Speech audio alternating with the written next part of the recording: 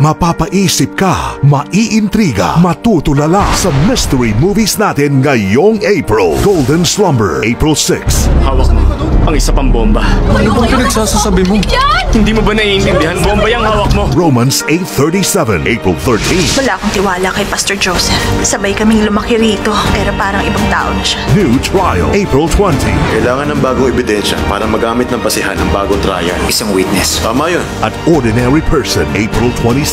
Isang malaking bata ang tumula kay Mingo. Pilanto daw siya. Pagka-opera, tiyak na makakalakad siya. Si Mingok daw makakalakad na maayos. Tutok na Bida Asia, Sundays 12 noon sa Heart of Asia. Simula ngayong April 27, mas maaga tayong bibida. Ang inaabangan ninyong movies, mapapanood na sa mas pinaagang oras, alas 8 ng umaga. Let your mornings be the best. Bida Asia, 8 a.m. na sa Heart of Asia. Si Tito yun na! Si Tito nasa TV! Ang buhay ng isang model citizen. Ibang klase ka. Pinapakinggan mo pa rin to. Tigilan ko na ang pag-iisip sa bantay natin. Baliw pa. Yan yung mga araw natin. Ngayoy nanganganib. Makinig ka. 11 o'clock at 2 o'clock mo. Ang mga taong yun, target ka nila. Sabi mo sa kanya magbayad sa sanyang off. Tandaan mo, kahit kanino, huwag kang magtitiwala. Kabutihan ba ang sasalba sa kanya? Golden Slumber, ngayong Sunday, 12 noon sa Bida Asia. Ang pagiging Kristiyano ay hindi makasarili. Kailangan isuko mo ang sarili mo. Kailangan mangusap ang salita ng Diyos sa bawat isa sa inyo. Ang turo nga ba ng simbahan ay tunay na mapanghahawakan?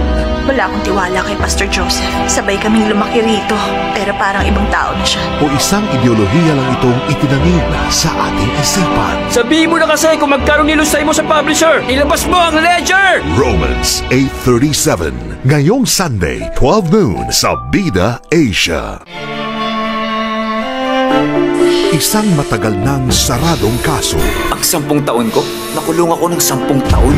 Ang ngayoy bubuksang muli. Alam mo na hindi kita mababayaran, pero bakit mo ako tinutulungan? Pro bono yun. Nagbibigay ng libreng serbisyo. Sa pagkakataong ito, parehong buhay nila ang mababago. Tayo na.